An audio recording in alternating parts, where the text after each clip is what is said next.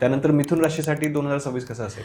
जसं आपण म्हणलं की वृषभ राशीसाठी अतिशय उत्तम वर्ष जाणार आहे, तसं मिथुनसाठी सुद्धा वर्ष खूप सुंदर आहे.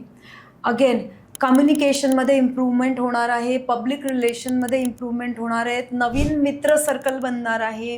करिअरसाठी हे वर्ष उत्तम आहे. ज्यांना कुणालाही करिअर चेंज करायचं आहे, ॲब्रॉड स्टडीला जायचं आहे किंवा ॲब्रॉडमध्ये जॉब शोधतायत, अशा लोकांसाठी सुद्धा जो करिअर चेंज आहे, जॉबचा आहे, मार्च नंतर उत्तम टाईम आहे.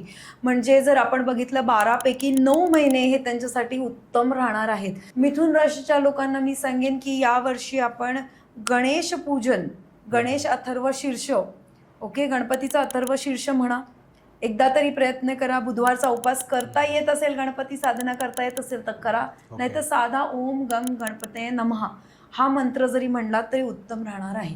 त्यामुळे मिथुन राशीसाठी सुद्धा हे वर्ष उत्तम राहणार आहे. मेजर काही गोष्टी नाही आहेत. गाडी चालवताना मिथुन राशीला मी नेहमीच म्हणते की गाडी चालवताना जरा सावध राहा, सो तेवढी काळजी घेतली पाहिजे.